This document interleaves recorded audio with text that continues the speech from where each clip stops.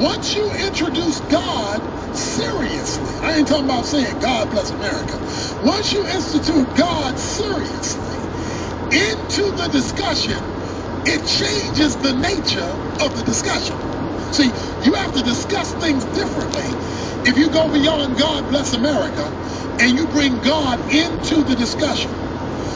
The government's job is to keep evil in check so that good can flourish. Everybody wants that.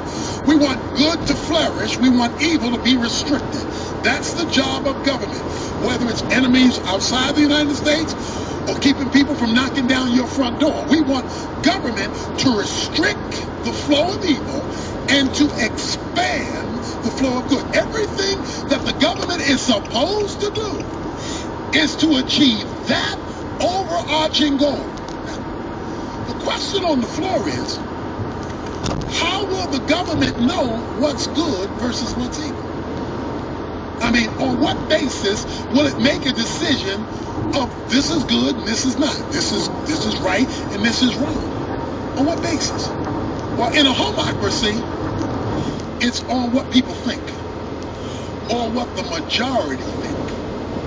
It's either what this private group thinks, an oligarchy, or it's what this majority thinks. It's a democracy. But what happens if the majority are wrong?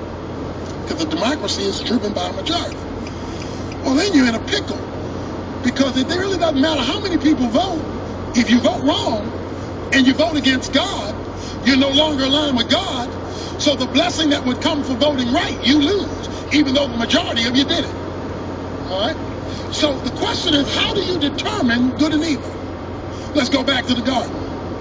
God told Adam and Eve, from every tree of the garden you may freely eat.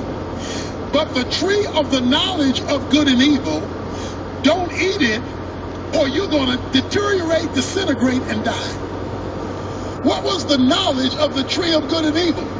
It was you determining for yourself what's good or what's evil. He says, Adam and Eve, don't determine for yourself what's good and what's evil. You're not that smart. In other words, you haven't even sinned yet, and you don't know enough to make that determination. In fact, it's going to be sin when you try to make that determination.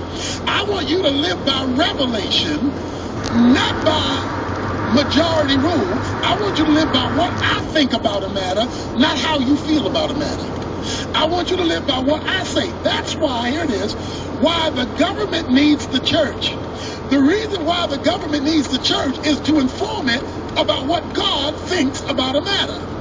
There is a separation between church and state. They are two totally separate institutions. But there is no separation between religion and government, because the goal of government is to reflect or mirror the rule of God.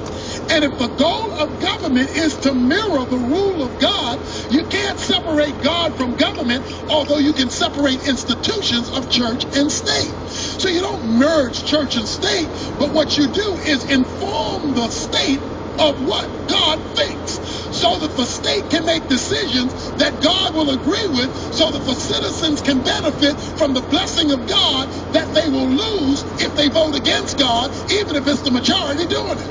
See,